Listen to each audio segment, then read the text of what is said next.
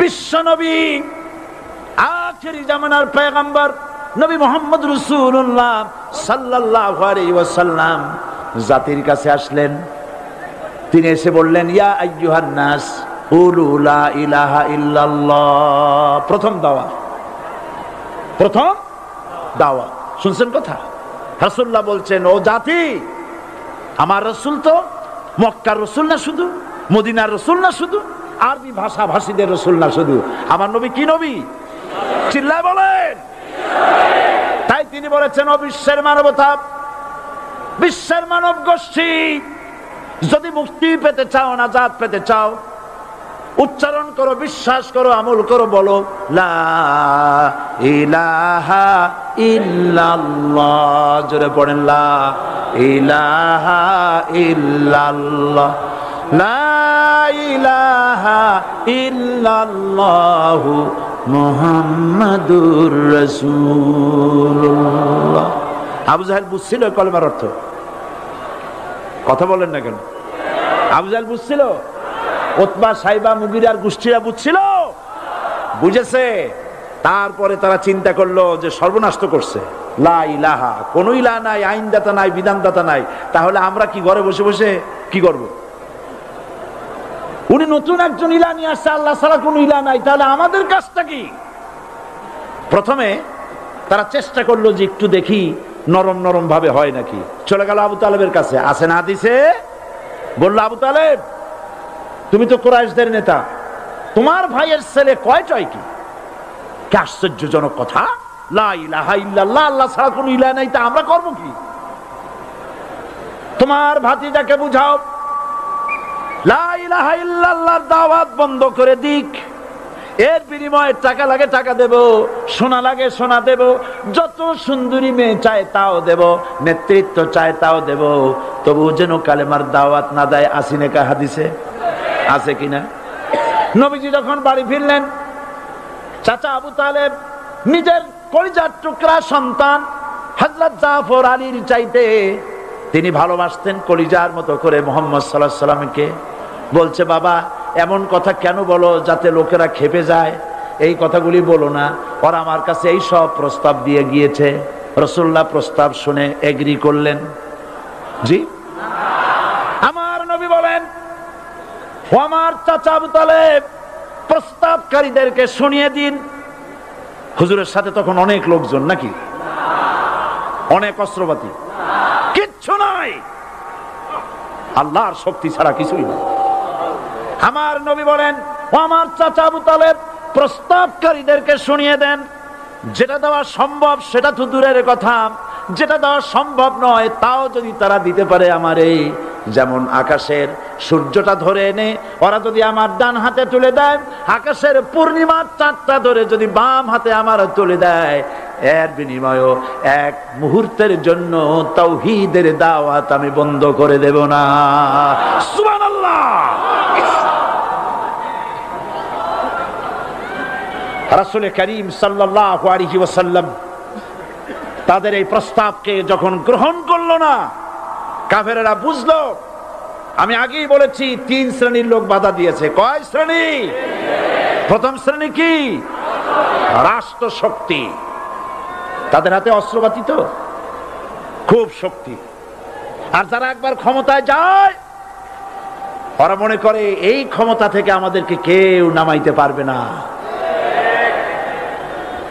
বিংশ শতকের শ্রেষ্ঠ মুজাদ্দিদ আল্লামা সৈয়দ আবুদুল্লাহ মওদুদী রাহমাতুল্লাহ আলাইহি তিনি এক জায়গায় লিখেছেন, স্বৈরাচারীরা তার পতনের সমস্ত ছিদ্র বন্ধ করে, কিন্তু একটা ছিদ্র বন্ধ করতে পারে না, মনের ভুলে সেই ছিদ্রটা থেকেই যায়, যেই ছিদ্র দিয়ে আসলে তার পতনটা হবে। ক্ষমতায় গিয়ে মনে করে চিরকাল ক্ষমতায় থাকবো। ভারতের প্রধানমন্ত্রী পণ্ডিত জওয়াহরলাল নেহেরু রাঁচি পাগলাগারদে গিয়েছেন, মেন্টাল হসপিটাল। পাগলেরা নেহেরুকে দেখে আশ্চর্য হয়ে গেছে, এত সুন্দর মানুষ, মাথায় কিস্তি টুপি, গায়ে শেরওয়ানি, মুসলমানি ড্রেসই আলাদা, যদিও তিনি হিন্দু ছিলেন, পরেছেন মুসলমানি ড্রেস। শেরওয়ানি কাদের পোশাক? কাদের পোশাক? হাতে ছড়ি নিয়ে হাঁটা স্টাইল করে, সুন্দর পাজামা, সুন্দর টুপি, সুন্দর সাজসজ্জা করে, মুসলমানদের ড্রেস। এই ড্রেস পরে তিনি গিয়েছেন, সবসময় যে ড্রেস তিনি পরতেন। পাগলেরা জিজ্ঞেস করছে, তুমি কে গো? উনি বলছেন, আমারে চেনো নাই? আমি ভারতের প্রধানমন্ত্রী পণ্ডিত জওয়াহরলাল নেহেরু। পাগলেরা বলছে, ও সেই কথা। আমরাও যখন হসপিটালে আসছিলাম, এই তোমার মতো লম্বা লম্বা কথা আমরাও বলছি। থাকো আমাদের সাথে কিছুদিন, তোমার মাথাও ঠান্ডা হয়ে যাবে। ক্ষমতায় যারা থাকে, ক্ষমতার মোহে চতুর্দিকে অন্ধকার দেখে, মনে করে আমার পতন আর হবে না। কিন্তু তোমাকে বুঝিবে যে গোকুলে বাড়ি শেষে। গাড়ির চাকা সব সময় উপরে থাকে না। গাড়ির চাকা সব সময় উপরে থাকলে গাড়ি তো চলবেই না। গাড়ির চাকা ঘোরে বলেই তো গাড়ি চলে। সুতরাং এই উপরে, তোমার চাকা উপরে এখন আছে বলে, তোমার দলের চাকা উপরে আছে বলে যারা মানুষের উপরে জুলুম করছো, আলেমদেরকে ধরতেছো, মুসল্লিদেরকে ধরে ধরে জেলে ঢুকাচ্ছ, সময় আসবে এমন ইন্দুরের গর্ত অপমানা পালাবার জন্য।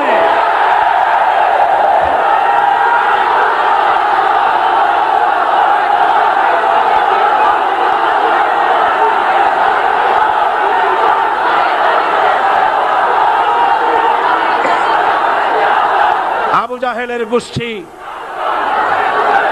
জাহেলের গোষ্ঠী মনে করেছে সোজা আঙ্গুলে ঘি যখন উঠলো না, আঙ্গুল বাঁকা করতে হবে। শুরু হয়ে গেল অত্যাচার, শুরু হয়েছে না? হযরতে সুমাইয়া রাদিয়াল্লাহু তাআলা আনহা কি নির্মম ভাবে, নিষ্ঠুর ভাবে তাকে শহীদ করা হলো। খাব্বাব, হুবাইব, হযরতে খাব্বাব রাদিয়াল্লাহু তাআলা আনহুকে দেখে হযরত ওমর একদিন বলছিলেন, খাব্বাব, তোমার পিঠে এত গর্ত কেন? এত গর্তওয়ালা পিঠ আর এত চিকুন কোমর আমি তো জীবনেও দেখিনি। হযরতে খাব্বাব বলেছেন, ওমর জানো না, ইসলাম কবুল করার অপরাধে, কালেমা পড়ার অপরাধে কাফির বেঈমানেরা আমাকে মারধর করেছে। যখন আমি তাদের মারে কালেমা ছাড়ি নাই, তখন আগুন জ্বালায়া আগুনের আংটার উপরে, আংটা আগুনের উপরে আমাকে চিৎ করে শোয়ায়া, আমি যেন নড়াচড়া করতে না পারি সেজন্য আমার বুকের উপরে পাথর চাপা দিয়া রেখেছে। আগুনে গোশত পুড়ে পুড়ে আগুন ভিতরে ঢুকেছে, গায়ের রক্ত আর চর্বি গলে গলে পড়ে আগুনগুলো নিবেছে। ওই পিঠে যে গর্ত হয়েছে আজও পর্যন্ত সেই গর্ত মিটে যায় নাই। হযরতে খাব্বাব রাদিয়াল্লাহু তাআলা আনহু বলছেন, বুখারী শরীফে হাদিসে ভাবে এসেছে, ওয়ান খাব্বাব বিন আরিত রাদিয়াল্লাহু তাআলা আনহু আন্নাহু ক্বাল শাকাউনা ইলা রাসূলিল্লাহ সাল্লাল্লাহু আলাইহি ওয়াসাল্লাম ওয়া হুয়া মুতাওয়াসসাদুন বুরদাতুন লাহু ফি জিল্লিল কাবা। আমি গেলাম রাসূলুল্লাহর কাছে, যে দেখি হুজুর বাইতুল্লাহ শরীফের ছায়ায় আরাম ফরমাচ্ছেন। আমি কাছে গিয়ে বললাম, আলা তাস্তানসিরু লানা, আলা তাদউ লানা ইয়া রাসূলুল্লাহ। হে রাসূল, আপনি কি আমাদের জন্য দোয়া করবেন না?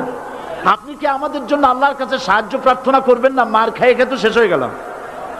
শুনতেছেন আপনারা? আল্লাহর নবী উঠে বসলেন, বললেন, খাব্বাব শোনো, তোমাদের আগে যারা এই পৃথিবীতে এসেছিলেন দ্বীনের দাওয়াত দেওয়ার জন্য, সমকালীন রাষ্ট্র শক্তি তাদেরকে ধরতো, ফায়ুখাজুর রাজুলু ফায়ুহফারু লাহু ফিল আরদ, তার জন্য তারে ধরে নিয়ে মাটির মধ্যে গর্ত করত, ফায়ুজআলু ফিহা, এরপরে সেই গর্তের ভিতরে তাকে কোমর পর্যন্ত গেড়ে দিত। সুম্মা ইউতা বিল মানশার, এরপরে করাত আনা হতো, ফায়ুদাউ আলা রাসিহি, এরপরে করাতটা মাথার উপরে রাখা হতো, ফায়ুজআলু নিসফাইন, এরপরে করাত দিয়া চিরে চিরে জীবিত মানুষটাকে দ্বিখণ্ডিত করে ফেলে দিত।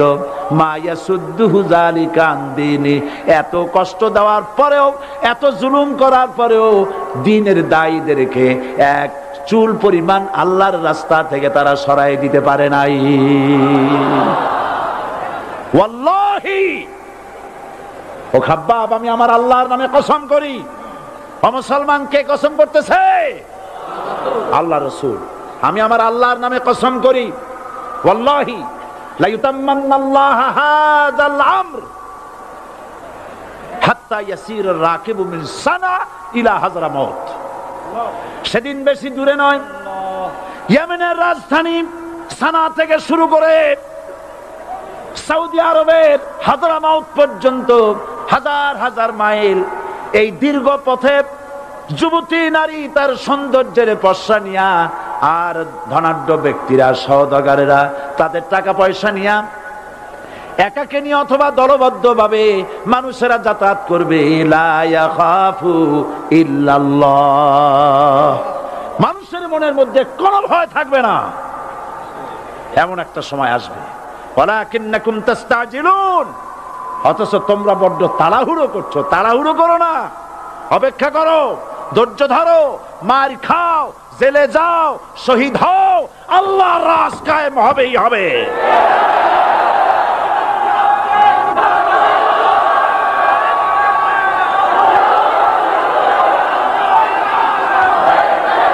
বিল্ডিং থেকে শিক্ষা গ্রহণ করুন, বিল্ডিং, ইমারত, দালান থেকে শিক্ষা গ্রহণ করুন। এই যেটা দালান আছে না পাশে, দেখতে পাচ্ছেন? এই দালান কি দিয়ে তৈরি করা হয়েছে বলেন? ইট। সমস্ত ইটেরা যদি ধর্মঘট করত, আমরা কেউ মাটির তলায় যাব না, কেউ আমরা আগুনে পুড়ে ঝামা হব না, পিক হব না, কেউ আমরা টুকরা টুকরা হব না, সবাই থাকবো উপরে উপরে, তাহলে কি দালান হইতো নাকি?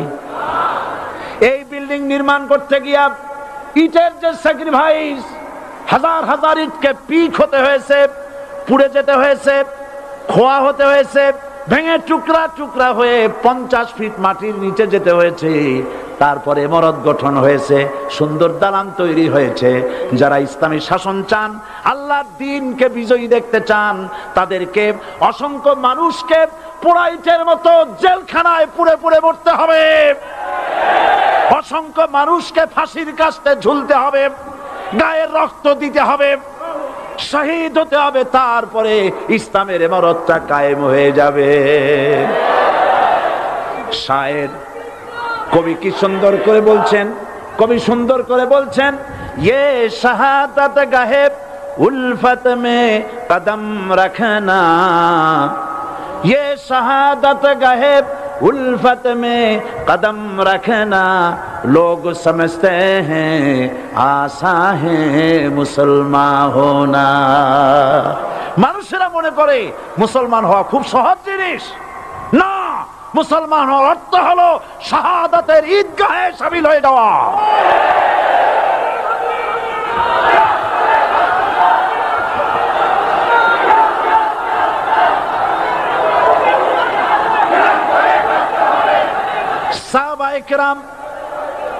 সাহাবায়ে কেরাম মার খেলেন, এবার স্বয়ং আল্লাহর নবীর গায়ে হাত তুলল। আবু জাহেল এসে হুজুরকে মারলেন, গলায় চাদর দিয়া এমন জোরে টান মেরেছে, রাসূলুল্লাহ পড়ে গিয়েছেন। হাদিসে এসেছে হুজুরের চোখ মোবারক ঠিকরে পড়ে যেতেছে, চেহারা মোবারক লাল হয়ে গিয়েছে, জমিনের উপর আছাড় মেরে ফেলেছে। রাসূলের এই অবস্থা দেখে হযরতে হামজা তখনও কাফের ছিলেন, শিকার থেকে এসে তিনি এই দৃশ্য দেখলেন, দাসীর মুখে শুনলেন, ছুটে চলে গেলেন আবু জাহেলের বাড়িতে। যায় বলে, আবু জাহেল রে, তুই মুহাম্মদ সাল্লাল্লাহু আলাইহি ওয়াসাল্লাম মেরেছিস, বল কেন মারলি? এমন ভালো মানুষ তো জীবনে চোখে দেখি নাই, যিনি কোনো মিথ্যা কথা বলেন না, ভালো ভালো কথা বলেন, এক আল্লাহর গোলামি করার জন্য বলেন। এই সব ভালো কথা বলার জন্যই তুই তারে মারলি নাকি? আরে আবু জাহেল, তুই কি মনে করেছিস মুহাম্মদ সাল্লাল্লাহু আলাইহি ওয়াসাল্লাম তার পিতা আব্দুল্লাহ মারা গেছে বলে মুহাম্মদ সাল্লাল্লাহু আলাইহি ওয়াসাল্লাম এতিম হয়ে গেছে মনে করেছিস নাকি? জেনে রাখ, মুহাম্মদ সাল্লাল্লাহু আলাইহি ওয়াসাল্লামের পিতা আব্দুল্লাহ মারা গেছে, কিন্তু চাচা হামজা তো মরে যায় নাই।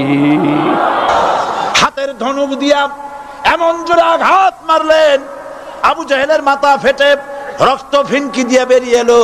হযরতে হামজা ঘরে ফিরে এসে রাসূল কারীম সাল্লাল্লাহু আলাইহি ওয়াসাল্লামের মস্তক মোবারক কোলে উঠায় নিলেন আর বললেন, বাবা, তোমাকে মেরেছে বলে আমি আবু জাহেলের মাথাটা ফাটায় দিয়ে আসছি, তুমি খুশি হও। হুজুর বলছেন, চাচা কার মাথা ফাটাইছো এইটা বলে আমারে খুশি করতে পারবা না।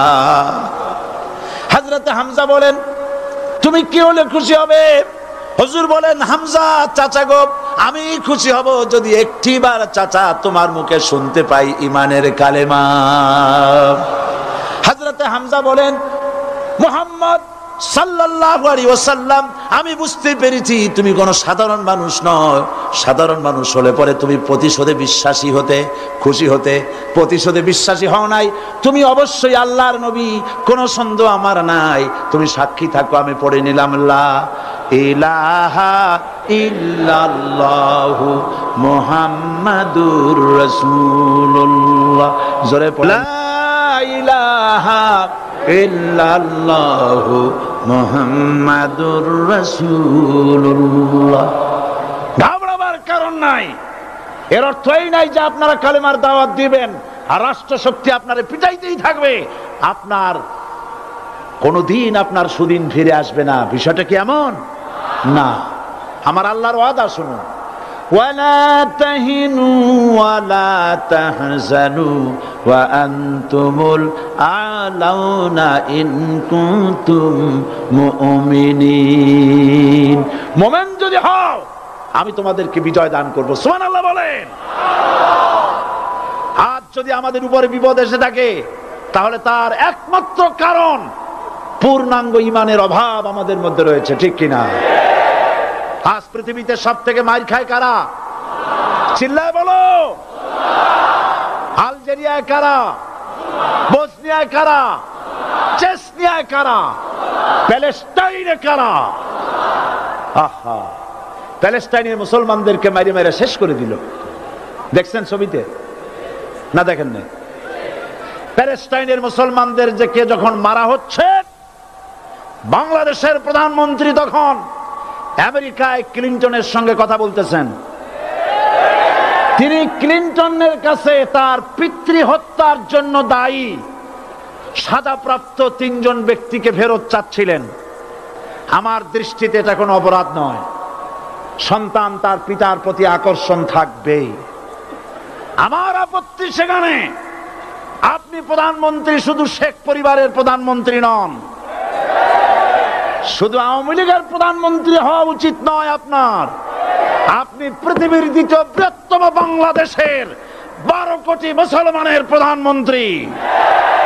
পিতৃ হত্যার আসামি ফেরত চাইলেন, কিন্তু বিল ক্লিনটনের আশ্রয় প্রশ্রয় লালিত পৃথিবীর অসভ্য জাতি সন্ত্রাসী ইহুদিরা প্যালেস্টাইনের মুসলমানদেরকে পাখির মতো গুলি করে হত্যা করছে। আপনি কেন এর জবাব চাইলেন না?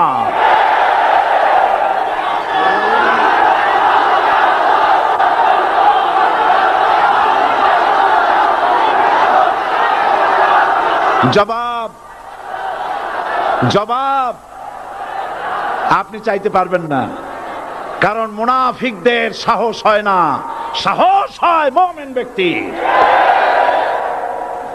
বিল ক্লিনটনকে বলা দরকার ছিল, এই ইসরায়েলকে তোমরাই বসিয়েছো, মধ্যপ্রাচ্যের বিষ ফোড়ায় পরিণত করেছো তোমরা। তবে হ্যাঁ, যুরিবাত আলাইহিমুয যিল্লাতু ওয়াল মাসকানা ওয়া বাউ বিগাদাবিন মিনাল্লাহ। আল্লাহর গজব আসবে, ইহুদিরা পৃথিবী থেকে নিশ্চিহ্ন হবেই হবে ইনশাআল্লাহ।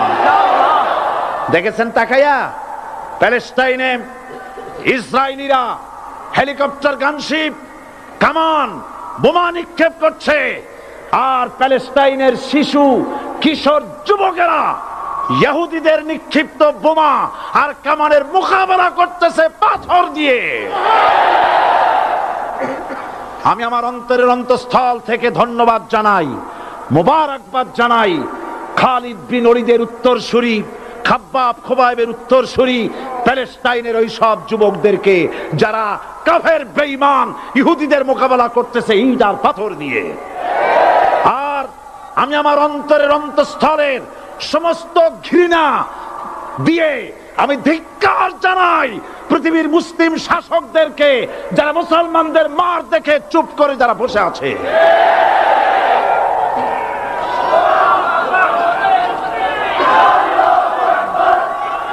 মুসলমান মুসলমান যদি মুসলমানের মতো হয় 10 জন যথেষ্ট।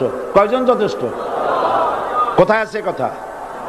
আল্লাহ পাক কোরআন শরীফের মধ্যে বলেছেন, একজন যদি হও ইমানদার মুত্তাকি 10 জনের উপরে বিজয়ী হবে। 10 জন যদি হও 100-র উপরে বিজয়ী হবে। 100 যদি হও 1000-এর উপরে বিজয়ী করব। জোরে বলেন সুবহানাল্লাহ। কবি বলতেছেন, ফিজায়ে বদরে পয়দা কুন ফেরেশতে তেরি নুসরত কো উতর সকতে গর্দু সে কতর অন্দর কতর আবি। বদরের মুসলমানদের মতো ঈমান আনো, তাহলে আকাশ থেকে কাতারে কাতারে ফেরেশতা নাজিল করে দিয়ে আল্লাহ পাক তোমাদেরকে সাহায্য করবেন। সুবহানাল্লাহ।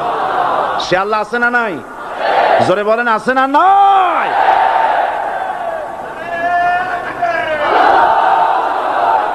সেই আল্লাহ রাব্বুল আলামিন কোরআনে কারীমের ভিতরে আয়াতুল কুরসির মধ্যে বলে দিয়েছেন, আল্লাহু লা ইলাহা ইল্লা হুয়াল হাইয়ুল কাইয়্যুম। প্রাণ খুলে সবাই পড়েন, বসা মানুষ, দাঁড়ানো মানুষ। আল্লাহু লা ইলাহা ইল্লা হুয়াল হাইয়ুল কাইয়্যুম। আল্লাহ রাব্বুল আলামিন, তিনি ছাড়া কোনো ইলাহ নাই, তিনি সার্বভৌমত্বের মালিক, কেউ নাই আল্লাহ ছাড়া। এই কথা মানুষকে ঘোষণা করতে হবে। বাধা, এই কথা বললেই বাধা দেবে কয় শ্রেণীর লোক? 3 শ্রেণী। প্রথম শ্রেণী হচ্ছে কে? রাষ্ট্রশক্তি। আজও তারা বাধা দিচ্ছে। আল্লাহর আইন দিয়ে দেশ চালাও, তারা তাদের মন মর্জি মোতাবেক আইন দিয়ে দেশ চালাবে। আল্লাহ পাক বলছেন, আলা আলাহুল খালকু ওয়াল আমরু। সৃষ্টি যার, আইন চলবে তার। কারো বাবার আইন চলতে পারে না, নিজেদের তৈরি করা আইন চলবে না। ইনিল হুকমু ইল্লা লিল্লাহ। একমাত্র আইন চলবে কার? এই আইন রাসূল করিম সাল্লাল্লাহু আলাইহি ওয়াসাল্লাম মদিনায় কোরআন দিয়ে প্রতিষ্ঠিত করেছিলেন। আল্লাহর বিধান, আল্লাহর সার্বভৌমত্ব কায়েম করেছিলেন। কোরআন সংবিধান হলো, চুরি বন্ধ হলো, ডাকাতি বন্ধ হলো, জেনা বন্ধ হলো, হত্যা বন্ধ হলো, ধর্ষণ বন্ধ হলো, সব কিছু বন্ধ হয়ে গিয়ে মুসলমানেরা শান্তি লাভ করলো, পৃথিবীর মানুষ শান্তি লাভ করলো। সুবহানাল্লাহ বিহামদিহি। আজ মুসলমানেরা শত্রু চেনে না, বন্ধু চেনে না। বন্ধুকে বানায়েছে শত্রু, শত্রুকে বানায়েছে বন্ধু। কে বন্ধু কে শত্রু চিনাই দিবেন কে? আল্লাহ। বলেন, কে দিবেন? আল্লাহ রাব্বুল আলামিন কোরআনে কারীমের মধ্যে পরিষ্কার করে বলেছেন, লাতাজিদান্না শাদ্দান নাসি আদাওয়াতান লিল্লাযীনা আমানুল ইয়াহুদা ওয়াল্লাযীনা আশরাকু। আল্লাহ পাক বলছেন, হে রাসূল, মানুষের ভিতরে 2টা শ্রেণী মুমিনদের জন্য সব থেকে জঘন্য দুশমন। কয়টা শ্রেণী? 2টা। একটা হলো ইহুদ, আর একটা হলো মুশরিক। একটা হলো ইহুদি, আর একটা হলো মুশরিক। এটা হলো তোমাদের দুশমন। আর আজ আমাদের দেশে, পৃথিবীর বিভিন্ন দেশে মুসলমানেরা মুশরিকদের সঙ্গে সম্প্রীতি বাড়াচ্ছে, মুসলমানদের সাথে শত্রুতা বাড়াচ্ছে। আজ আমার দেশে পূজা পার্বণে বাধা নাই। পূজা পার্বণে বাধা আছে? পূজা পার্বণে বাধা নাই। বাধা কোথায়? কোরআন শরীফের তাফসীর মাহফিলে। কোরআনের তাফসীরের মাহফিলে বাধা দেওয়া হচ্ছে। গান বাজনায় 144 ধারা নাই, কিন্তু কোরআন শরীফের মাহফিলে 144 ধারা দেওয়া হচ্ছে। যারা দিচ্ছে তারা আবার ওমরাও করে, হজও করে। ওরা আমাদের বলে আমরা নাকি ধর্মের নামে রাজনীতি করি। বলে না? আমরা নাকি ধর্মের নামে রাজনীতি করি। আমি বলি, ধর্মের নামে আমরা রাজনীতি করি না, আমরা ধর্মীয় রাজনীতি করি। কথাটা বুঝে আসছে কিনা? ধর্মের নামে রাজনীতি তো সেই ব্যক্তি করে 1996 সনের নির্বাচনের আগে যিনি মাথায় পট্টি বেঁধেছিলেন, যিনি শপথ গ্রহণের সময় হাতে তসবিহ পরেছিলেন। ধর্মের নামে রাজনীতি তিনি করেছেন। আজ অনেকগুলি ডিগ্রি পেয়েছেন তিনি, অনেকগুলি ডিগ্রি পেয়েছেন। কয়টা? মুখস্থ হয়ে গেছে আপনাদের। শকুনেরা, শকুন যদি গরুর গোশত কিনে খাওয়া লাগতো, 80 টাকা কেজি দরে শকুনে এত গোশত কিনে খাইতে পারতো না। লেখাপড়া করে যদি ডিগ্রি নেওয়া লাগতো, এত ডিগ্রি কপালে জুটতো না। পয়সা দিয়া ম্যানেজ করা ডিগ্রি, কিন্তু 9টা নিলে কি হবে? আসল ডিগ্রিটা এখনো বাকি আছে। আসল ডিগ্রি কোনটা? নির্বাচনের আগে পট্টি বেঁধে তসবিহ নিয়ে গোটা জাতিকে যে সফলভাবে প্রতারণা করতে আপনি পেরেছিলেন মহা প্রতারক হিসেবে, সেই ডিগ্রি আগামী নির্বাচনের মোক্ষম সময় জনগণ আপনার গলায় পরায় দেবে।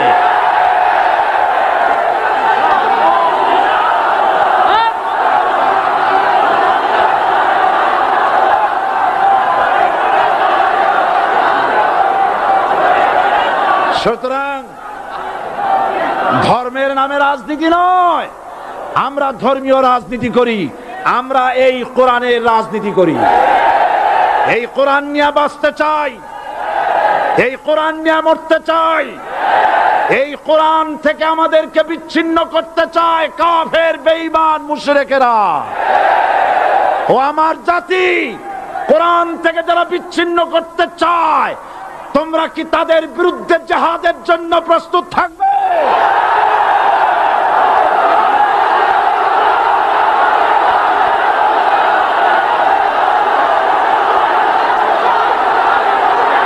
বসেন, বসেন, বসেন, বসেন, বসেন। আমি বুঝতে পেরেছি বিষয়টা কি। আসরের পরের থেকে বসা তো, সুযোগ পাইয়া খাড়া হইয়া কোমর সোজা করলেন। বসেন, সবাই বসেন। কোমর সোজা হয়ে গেছে, বসেন। এত বড় মাহফিল, জীবনে আর একটা পাবো নিশ্চয়তা আছে কি? জোরে বলেন, আছে? আজ আমাকে কথা বলতেই হবে ইনশাআল্লাহ, কারণ আগামীতে আবার আপনাদের সাথে দেখা হবে কিনা আমি জানি না। কথা বলতেই হবে। বসেন, কেউ দাঁড়িয়ে থাকবেন না। আমি দেখতে পাচ্ছি বাংলাদেশের ভাগ্য আকাশে উত্তর গগনে কালো মেঘ জমা হয়েছে। ঝড়ের পূর্বাভাস লক্ষ্য করছি। যদি মোকাবেলা করতে না পারেন সক্ষম ভাবে, এমন অন্ধকার গাঢ় কালো অমাবস্যার রাত আসতে পারে যার সুবে সাদেক হওয়া অসম্ভব। সুতরাং আপনারা কি কাপুরুষের মতো কাফের মুশরিকদের গোলামি করে মরতে চান? বিড়ালের মতো 500 বছর বেঁচে থাকার কোনো লাভ নাই। সিংহের মতো 1 ঘন্টা বাঁচতে চাই। আমাদেরকে বলা হয় সাম্প্রদায়িক উস্কানিমূলক কথা নাকি আমি বলি। পত্রপত্রিকায় দিছে না তারা? সাম্প্রদায়িক উস্কানি কথা। সাম্প্রদায়িক উস্কানিমূলক কথা বলি, সেই জন্যই বোধহয় শত শত মুসলিম আমাদের কাছে এসে মুসলমান হয়। মানুষে আর বোকা বানানো যাবে না। যাবে কি? আর বোকা বানানো যাবে? তারপর বলছে কি? এরপরে বলছে, আমাকে বলছে রাজাকার। শুনে রাখো চট্টগ্রামের লক্ষ লক্ষ জনতা, পার্লামেন্টে যখন আমাকে এই কথা বলা হয়েছিল, আমার পার্লামেন্টের কলিগ জাফরুল্লাহ চৌধুরী সাহেব বসে আছেন এখানে। হ্যাঁ, জাফরুল ইসলাম চৌধুরী বসে আছেন পাশে। প্রধানমন্ত্রী সুদ্ধা, অন্তত 3 শতাধিক পার্লামেন্টের সম্মানিত সদস্যরা সেদিন বসা। 1997 সনের বাজেট বক্তৃতা যখন আমি করতেছিলাম, ডক্টর কুদরতে খোদা, নাম রাখছে কুদরতে খোদা, আসলে গজবে খোদা। এই লোকটি নাস্তিক, ইসলামের চূড়ান্ত দুশমন। তার প্রণীত শিক্ষা ব্যবস্থার যখন সমালোচনা করছিলাম, ট্রেজারি বেঞ্চ থেকে আমাকে বলা হলো রাজাকার। আমি আমার সমস্ত শক্তি একত্রিত করে বলেছিলাম শুধুমাত্র হিন্দুস্তানের রাজাকারেরাই আমাকে রাজাকার বলতে পারে। আমি বলেছিলাম 1973 সন পর্যন্ত আমি বাংলাদেশের কোন রাজনৈতিক দলের নেতা এবং কর্মী ছিলাম না। আমি রাজাকার নই। আমাকে রাজাকার বলে যদি তাকেও প্রমাণ করতে না পারে 10 কোটি টাকার মানহানি মামলা দায়ের করব। আমার এই বক্তব্য সারা দুনিয়া শুনেছে। পার্লামেন্টে আমার এই বক্তব্য রেকর্ড হয়ে আছে। সেদিন 3 শতাধিক পার্লামেন্ট মেম্বারের কেউ আমার চ্যালেঞ্জ গ্রহণ করেন নাই। যে কোনো ব্যক্তি পার্লামেন্টে গিয়ে আমার বক্তৃতা দেখে আসতে পারেন। এরপরে 1997 সনের 7ই অক্টোবর দৈনিক জনকণ্ঠ পত্রিকা যখন আমার বিরুদ্ধে লিখলো, সেই পত্রিকায় সাইদির ওপেন চ্যালেঞ্জ 8ম পাতা 1997 7ই অক্টোবর, এত বড় 2 কলামে হেডিং। সেখানে আমি বলেছি বাংলাদেশের সকল সাংবাদিক, গোয়েন্দা বিভাগ, বাংলাদেশের সকল বুদ্ধিজীবীকে আমি আমার পিরোজপুরে আমন্ত্রণ করছি। আমার উপস্থিতিতে যদি কেউ প্রমাণ করতে পারে বাংলাদেশের স্বাধীনতা যুদ্ধের বিরুদ্ধে আমার কোনো ভূমিকা ছিল, সজ্ঞানে স্বেচ্ছায় জাতীয় সংসদের সদস্য পদ থেকে পদত্যাগ করব। 3 বছর পার হয়ে গেছে, আজ পর্যন্ত কেউ এই চ্যালেঞ্জের মোকাবেলা করে নাই। সুতরাং আমাকে যারা রাজাকার বলবে তারা পিতৃ পরিচয়হীন অবৈধ সন্তান। 1971 সনের, শোনো মুসলমানেরা, 1971 সনের কোন কাদা সাইদির গায়ে লাগে নাই। আমাকে রাজাকার বলে জনগণ থেকে বিচ্ছিন্ন করবা, জনগণ থেকে আমারে বিচ্ছিন্ন করা যাবে না। কারণ এই জনগণ আমার জন্য আসে না, এই জনগণ আসে আল্লাহর কোরআনের জন্য।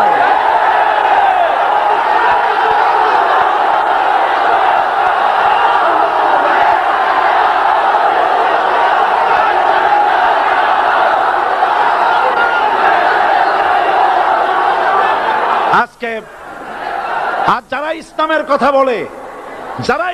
কথা বলে, তারাই রাজাকার, তারাই মৌলবাদী। মৌলবাদী বললে আমরা অসন্তুষ্ট হই না, কারণ মৌলবাদী শব্দটা আসছে মূল থেকে।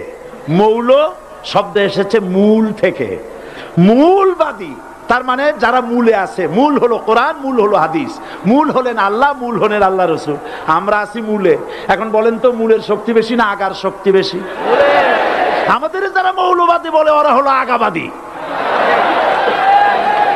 মূলে আছে কত কোটি? 12 কোটি। মূলে আছে কত কোটি? আর আমাদের যারা মৌলবাদী বলে ওই থাকো গাছের আগায়, আমরা মূলে। লাভালাভি বেশি করবা না, 12 কোটিতে গাছের গোড়া আসতে নানা দেবে, মামু বাড়ি দিল্লি গিয়ে পড়বা, বাংলার জমিনে জায়গা হবে না। এ কথা বিশ্বাস করো। বাংলাদেশের মুসলমানদের শরীরে 1 বিন্দু রক্ত থাকতে শয়তানের তৈরি করা ধর্ম নিরপেক্ষ মতবাদ বাংলার জমিনে কায়েম হতে দেওয়া হবে না, হবে না।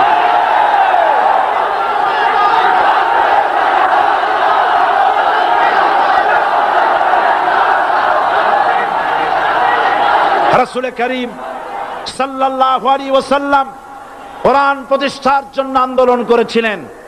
আয়াতুল কুরসি আমাদের সে কথাই শিখেছে। আল্লাহ রাব্বুল আলামিন বলেন, আল্লাহু লা ইলাহা ইল্লা হুয়াল হাইয়ুল কাইয়্যুম। প্রাণ খুলে পড়েন, আল্লাহু লা ইলাহা ইল্লা হুয়াল হাইয়ুল কাইয়্যুম। আল্লাহ হচ্ছেন তিনি যিনি ছাড়া কোনো ইলাহ নাই, আইনদাতা নাই, বিধানদাতা নাই।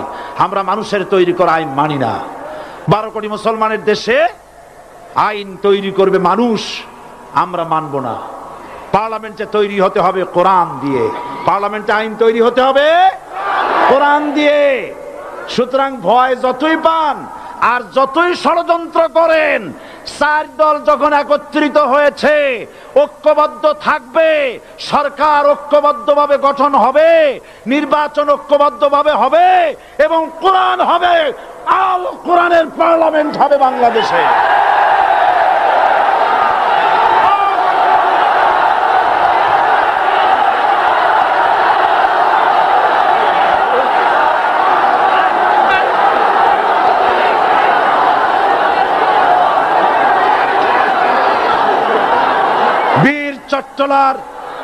বীর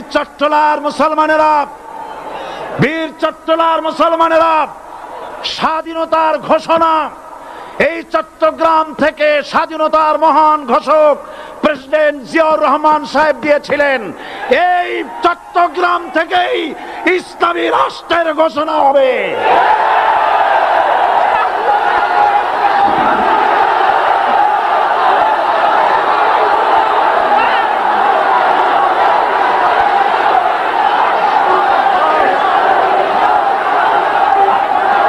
আশাবাদী আপনারা অবশ্যই তা পারবেন। আমি 100% বিশ্বাস করি ইনশাআল্লাহ। কারণ যে ষড়যন্ত্রের মোকাবেলা করে স্থানীয় রাজনৈতিক দলের নেতৃবৃন্দ কোরআনের মাহফিল সিনায় এনেছেন, আমি প্রথম দিনেই বলেছি চট্টগ্রাম তাফসিরুল কোরআন মাহফিল কোন রাজনৈতিক দলের প্রতিনিধিত্ব করে না। এটা কোন জামাত শিবিরের একক সম্পদ নয়, এটা চট্টগ্রামের মুসলমানদের কলিজার টুকরা তাফসিরের মাহফিল। সুতরাং এই মাহফিল চট্টগ্রামে থাকবে ইনশাআল্লাহ কিয়ামত পর্যন্ত। 144 ধারা 288 হয়ে গেছে, ষড়যন্ত্র পায় পায় চলে গেছে। আমি ওই সব ছেলেদের বলি, সরকারি দলের ছাত্র হইয়া মুসলমানদের বিপক্ষে যাইও না। এদেশের ভাগ হয়ে গেছে দুটো শিবির, বোঝাই যাচ্ছে। একদিকে ভারতের পা চাটা গোলাম নাস্তিক মোরতাদ শ্রেণীর বুদ্ধিজীবী এবং তাদের মদতপুষ্ট সরকার, আর একদিকে ইসলামী শক্তি, ইসলামী দল আর দেশ প্রেমিক জাতীয়তাবাদী শক্তি। একদিকে হিমালয় পাহাড় আর একদিকে সূচো ইঁদুর। আল্লাহ বিজয় দেবে মুসলমানদের। কাদের বিজয় হবে? বাংলাদেশে কোরআনের রাজ কায়েম হোক, তাকে আপনারা চান? কারা কারা চান দু হাত উঁচু করে দেখান। দাঁড়াবেন না।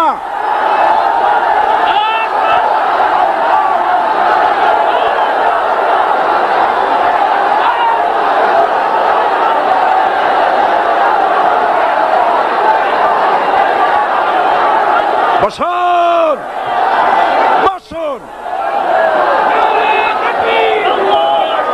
আবার বসুন। জোরে সরে জিকির করেন লা ইলাহা, আরো জোরে লা ইলাহা, লা ইলাহা,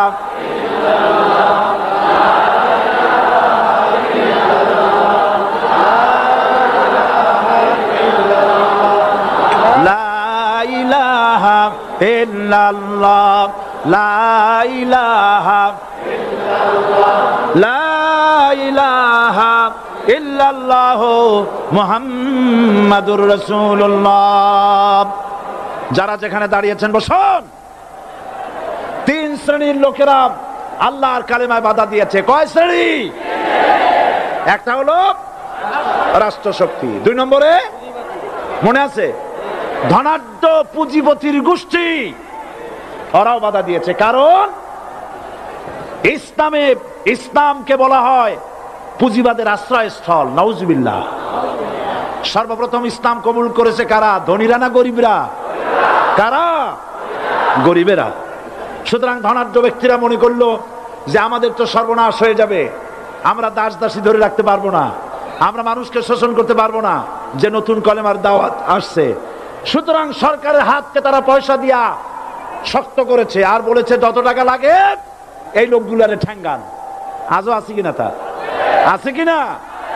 3 নম্বরে বাধা দিয়েছে ধর্মের নামের এক শ্রেণীর কায়েমি স্বার্থবাদী শক্তি, যার সম্পর্কে সূরা তাওবায় আল্লাহ পাক বলেছেন ইন্না কাসীরাম মিনাল আহবারি ওয়ার রুহবান লা ইয়াকুলুনা আমওয়ালান নাস বিল বাতিল ওয়া ইয়াসুদ্দুনা আন সাবিলিল্লাহ। ইহুদি আহলে কিতাবদের মধ্যে এক শ্রেণীর বুজুর্গ ধরনের লোক, দরবেশ জাতীয় লোক, যারা নাকি মানুষের সম্পদকে বাতিল পন্থায় ভক্ষণ করে, ওয়াসুদ্দুনা আন সাবিলিল্লাহ, এবং আল্লাহর রাস্তায় চলার জন্য মানুষকে বাধা প্রদান করে। এত বড় বিশাল মাহফিলে আপনি দাঁড়ায়া কোন মানুষকে কষ্ট দিবেন না, জায়েজ নাই। মুসলমানদেরকে কষ্ট দেওয়া কবিরা গুনাহ। বুঝতে পেরেছেন? যে যেখানে দাঁড়িয়েছে আপনারা বসা মানুষেরা তাদেরকে বসায় দেন। সুতরাং এই কালেমার দাওয়াত যখন হযরতে মুসা আলাইহিস সালাম দিলেন, ফিরআউন বলল আমি তো জানি না যে আমি ছাড়া আরো কোন ইলাহ আছে, আইনদাতা তো আমি, তুমি নতুন কোথা থেকে আইনদাতা নিয়ে আসছো? ফিরআউন বলছে দেখো, আমারে বাদ দিয়া যদি অন্য কাউকে ইলাহ বলে তুমি মানো আর সেই শিক্ষা যদি যে জাতিকে দাও, তাহলে আমি তোমাকে ধরে লাআজআলান্নাকা মিনাল মাসজুনিন, আমি তোমাকে কারারুদ্ধ করব, আমি তোমাকে জেলখানায় ঢুকিয়ে দেব। রাষ্ট্রশক্তি প্রথম বাধা দিল কারা? বলেন সবাই। সেই বাধা কি ওখানে শেষ হয়েছে না এখনো আছে? আছে কিনা জোরে বলেন। আমি তোমাকে জেলখানায় ঢুকাবো। হযরতে মুসা আলাইহিস সালাম বলেন ফিরআউন রে, জেলের ভয় আমি করি না, আমার কি জেলের ভয় দেখায়া লাভ নাই, আমি আল্লাহ পাকের পয়গম্বর হযরতে মুসা আলাইহিস সালাম। ফিরআউনের দলবল আছে, লোক লস্কর আছে, তার অস্ত্রের অভাব নাই। আল্লাহ রাব্বুল আলামিন মুসা আলাইহিস সালামের কাছে একটা অস্ত্র দিছিলেন কিনা? আল্লাহ পাক হযরত মুসা কি বলেছেন, ওয়া মা তিলকা বিয়ামিনিকা ইয়া মুসা, মুসা রে তোমার হাতে ওটা কি? মুসা আলাইহিস সালাম বললেন এটা লাঠি। আল্লাহ পাক বললেন ফেলে দাও লাঠি। লাঠি ফালায় দিলেন, কি হয়ে গেল? হিয়া হাইয়াতুন তাসআ, লাঠি হয়ে গেল। এখন লাঠি পড়ে সাপ হয়ে গেল। সাপ দেখে নবী হোক, ওলি হোক, সাহাবী হোক আর আলেম হোক, সাপ দেখলে ভয় করে না মানুষের? মুসা আলাইহিস সালাম ভয় পেয়েছে। আল্লাহ রাব্বুল আলামিন হযরত মুসাকে শোনায় দিলেন, খুযহা ওয়া লা তাখাফ সানুঈদুহা সিরাতাহাল উলা, খুয ধরো, লা তাখাফ ভয় পেও না। আল্লাহ বলছেন ধরো, ভয় পেও না। ধরার সঙ্গে সঙ্গে স্বাভাবিক অবস্থায় ফিরে আসবে, আবার লাঠি হয়ে যাবে। এখন আল্লাহ বলছেন ধরো। মুসা আলাইহিস সালাম কি ভয় পাওয়া উচিত হবে? উচিত হবে? মুসা আলাইহিস সালাম কি ভয় পাইছিলেন? কারণ হচ্ছে এই দুশমনের শক্তিটা খুব বড়ই দেখা যায়, মনে হয় যেন অনেক বড় কি জানি কি। আল্লাহ পাক বলছেন ইন্না কাইদাশ শায়তানে কানা দাঈফা, শয়তানের চক্রান্ত যতই তুমি মনে করো অনেক ষড়যন্ত্রের জাল বিস্তার হয়ে আছে, আল্লাহ কয় কিছুই না, দাঈফা অত্যন্ত দুর্বল। আল্লাহ পাক বললেন ধরো। মুসা আলাইহিস সালাম সাপ ধরলেন, সঙ্গে সঙ্গে লাঠি হয়ে গেল। ফিরআউন বরদাস্ত করলো না, রাষ্ট্রশক্তির পক্ষ থেকে আক্রমণ শুরু হলো। অপরাধ কি? মুসা আলাইহিস সালামের অপরাধ কি? কি অপরাধ? মাশাআল্লাহ, বুঝতে পেরেছেন। অপরাধ হচ্ছে তিনি বলেছেন লা ইলাহা, জোরে বলেন লা ইলাহা ইল্লাল্লাহ। এই কালেমাকে আজ আমরা ভিক্ষার বুলি বানাইছি। এটা হলো সার্বভৌমত্বের বুলি, এটা হচ্ছে আল্লাহ পাকের সার্বভৌমত্বের কথা। আজ আমরা মানুষের কাছে আমরা শুনি, মানুষেরা ভিক্ষা চায়, লা ইলাহা ইল্লাল্লাহ, এক মুঠ চাউল দেন, লা ইলাহা ইল্লাল্লাহ 10 খান পাই দেন। এই হচ্ছে কালেমার জিকির। আবার কেউ কেউ জিকির করতেছে লা ইলাহা আস্তে, ইল্লাল্লাহ জোরে, এমন জোরে কলব সাফ করে, কলব তাতে থাকলেও পারে গেলেও পারে। এই কালেমার জার, এর আঘাত পয়গম্বররা মেরেছেন। হযরতে মূসা আলাইহিস সালাম যখন বলেছেন লা ইলাহা ইল্লাল্লাহ, এই ধাক্কা ফেরাউন বরদাস্ত করতে পারে নাই। দরিয়ায় নীলের ভিতরে আল্লাহ পাক ডুবাইয়ে শেষ করে দিয়েছেন, দেন নাই? হযরতে মূসা আলাইহিস সালাম তার উম্মতেরা দরিয়ার পাশে বসে দ্বীনি কথাবার্তা বলতেছেন। এমন সময় ফেরাউন, তার শত্রু হচ্ছে মূসা আলাইহিস সালাম। শত্রু কেন? মূসা কি ফেরাউনের পাকা ধানে মই দিয়েছে নাকি? বলেন আপনারা। তার হালের গরু পিটায় মারছে নাকি? অপরাধ হলো তিনি আল্লাহর জমিনে আল্লাহর আইন প্রতিষ্ঠার কথা বলেছেন। এই শুধুমাত্র এই অপরাধে ফেরাউন তার দলবল নিয়ে 3 দিক থেকে আক্রমণ করেছে। মূসা আলাইহিস সালামের উম্মতেরা ভয় পেয়ে গেছেন। তারা বলছেন ইন্না লামুদরাকুন, আমরা পাকড়াও হয়ে গেছি। 3 দিকে সাড়াশি আক্রমণ, 3 দিকে শত্রু, একদিকে দরিয়া, পালাবার রাস্তা আছে? হযরত মূসা আলাইহিস সালাম ভয় পেয়ে গেলেন, সারেন্ডার করলেন না। হযরত মূসা আলাইহিস সালাম বললেন কাল্লা, কখনো নয়, ভয় পাওয়ার কোনো কারণ নাই। রব্বি সায়াহদিন, অবশ্যই আমার রব আমার জন্য রাস্তা করে দিবেন। ভয় পাইও না, আমার রব রাস্তা করে দিবেন।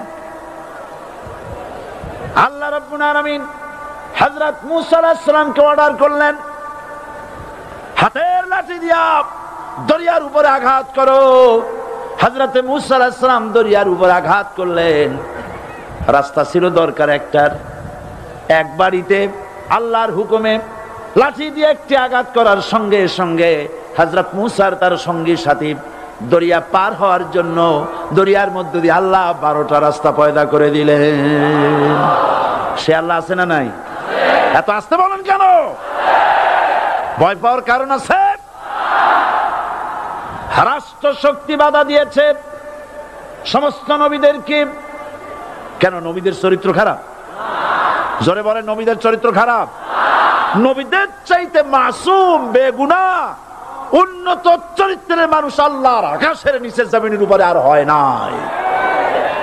তোমরা যে সব নেতাদের পিছনে দৌড়াও, অমুকের সৈনিক, নেতা নেতা করে মরো, এইসব নেতা যাদের পিছনে দৌড়াও, এই নেতাগুলি, আমি জিজ্ঞেস করি আপনাদেরকে, এই নেতাগুলি জীবনে একবারও জেনা করে নাই। এ ব্যাপারে অনুসারীরা আপনারা কি নিশ্চিত? মিথ্যা কথা জীবনেও কয় নাই, প্রতারণা করে নাই, ঠাট্টা করে নাই, বিদ্রুপ করে নাই, মদ খায় নাই, মানুষ হত্যা করে নাই। কিসের নেতা? নেতা হচ্ছেন সেই ব্যক্তি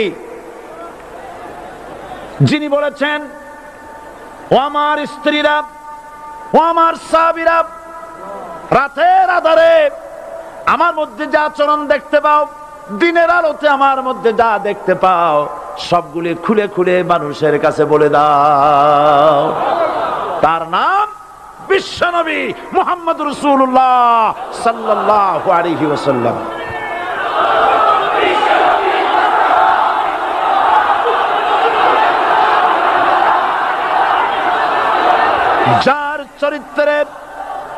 যার চরিত্রের সার্টিফিকেট আল্লাহ রাব্বুল আলামিন নিজে দিচ্ছেন, ওয়া ইন্নাকা লাআলা খুলুকিন আযীম। নবী হে, উন্নত চরিত্রের উপরে আপনি প্রতিষ্ঠিত। সুবহানাল্লাহ। কে সার্টিফিকেট দিচ্ছেন? আযীম, আযীম। আরবিতে চওড়াকে বলা হয় আরিদ, গভীরতাকে বলা হয় আমিক। কত প্রশস্ত, যা মাপার কোনো ফিতা নাই, কত গভীর, যা মাপার কোনো যন্ত্র নাই, এইটাকে আরবিতে বলা হয় আজিম। সুবহানাল্লাহ বলতে ইচ্ছে করে না? ও নবী, তোমার চরিত্র এমন যা মাপার মতো যন্ত্র পৃথিবীতে নাই। এই সার্টিফিকেট দিলেন কে? সমস্ত নবীরাই চরিত্রবান, নবীরা মাসুম বেগুনাহ। সুবহানাল্লাহ বিহামদিহি। সেই নবীরা মার খান নাই? খেয়েছেন কিনা বলেন? কারা মেরেছে? রাষ্ট্র শক্তি। কারো মেরেছে? কারণ নবীরা বলেছেন লা ইলাহা ইল্লাল্লাহ। পড়েন সবাই লা ইলাহা ইল্লাল্লাহ। আপনিও যদি নবীদের মতো সাহাবীদের মতো বুঝা এই কলেমার দাওয়াত দেন, বাধা আসবেই। বোঝাবুঝির ব্যাপার, বুঝতেই সারলো। কত মাহফিল হয় বাংলাদেশে, হয় না? কোনো বাধা নাই, ঠিক কিনা? কত পূজা হয়, পার্বণ হয়, গান হয়, থিয়েটার হয়, গুণাগার বিবির গান হয়, কত কিছু হয়। কোনো বাধা আছে? তাফসীরের মাহফিলে বাধা। কারণ ওরা বুঝতে পেরেছে এ তাফসীরের মাহফিলে গাজীর গীত হয় না, এ তাফসীরের মাহফিলে আল্লাহর সার্বভৌমত্ব কায়েমের আন্দোলন চলে।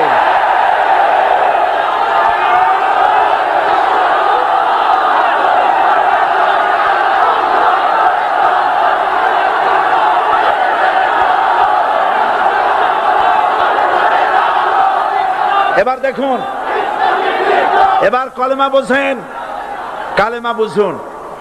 বঙ্গভবনের সামনে দাঁড়াইয়া, গণভবনের সামনে দাঁড়িয়ে আপনি যদি কালেমার জিকির করতে থাকেন লা ইলাহা ইল্লাল্লাহ, লা ইলাহা ইল্লাল্লাহ, লা ইলাহা ইল্লাল্লাহ, লা ইলাহা ইল্লাল্লাহ, 2-1 ঘন্টা, 2-4 ঘন্টা, দেখবেন অফিসাররা এসে বলবে না জানি কোন খাজা বাবা আসছে, আসেন আসেন, নিয়ে খাইতে দেবে, হাদিয়া দেবে।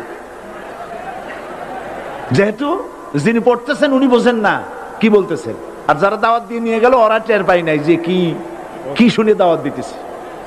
কিন্তু আপনি যদি বঙ্গভবন, গণভবন, সেক্রেটারিয়েট আর পার্লামেন্ট এর ভিতরে ঢুকে যদি বলেন কোন মানুষের তৈরি করা আইন মানি না, কোন সরকারের সার্বভৌমত্ব স্বীকার করি না, কারো বিধান মানি না, কারো তৈরি করা আইনের সামনে মাথা নত করি না, আল্লাহ ছাড়া কারো বিধান মানি না, হাদিয়া আসবে, খাইতে দেবে, পকেটে টাকা দেবে, খাওয়াবে এক জায়গায় নিয়ে। কোন জায়গায়? লাল দালানে। বোঝাবুঝি পয়গম্বরেরা দাওয়াত দিয়েছেন আয়াতুল কুরসি ফরজ নামাজ পড়িয়া। দেখছি অনেকেই জামার বুতাম টুতাম খুলিয়া তারপরে জোরে একটা ফু দেন। অসুবিধা নাই, ফু আপনি দেন, কিন্তু কি পড়ে ফু দিচ্ছেন আপনি কি বুঝছেন কিছু? সুবহানাল্লাহ। বুঝলি কি এই চেহারা হয়? এতগুলো মানুষ লাগে নাকি বিপ্লব করতে, কালেমার রস কায়েম করতে? 313 জন মুসলমান যথেষ্ট পৃথিবীতে।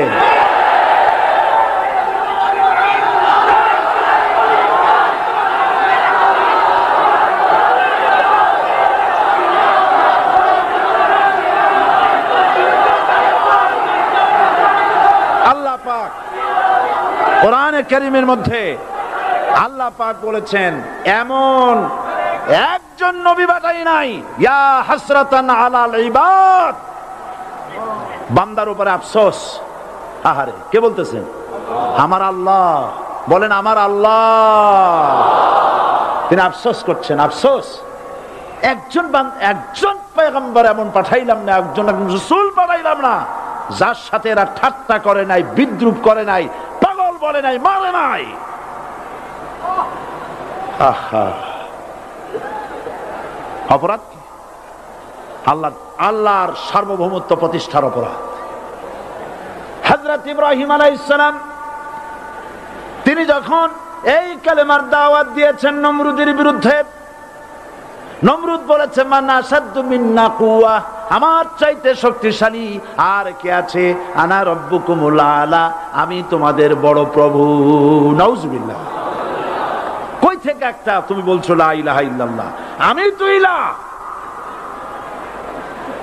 হযরত ইব্রাহিম আলাইহিস সালাম কি কালেমার দাওয়াত পেশ করার অপরাধে অগ্নিকুণ্ডের ভিতরে ফালাবার ব্যবস্থা হয়ে গেছে। আল্লাহ পাক সব ঘটনা কোরআনে বলে দিয়েছেন কিনা বলেন? কেন বললেন এই সমস্ত কথা? এই জন্য বলেছেন ফেরাউন মরে যাবে, নমরুদ মরে যাবে, কিন্তু তাদের প্রেতাত্মারা যুগে যুগে তারা বেঁচে থাকবে। আগুনের ভিতরে ফালাবার ব্যবস্থা হয়েছে, আল্লাহ পাক বলে দিয়েছেন, আমার রাস্তায় যদি চেষ্টা করো, জিহাদ করো, আমার সাহায্য তোমরা পাবে। ওয়া কানা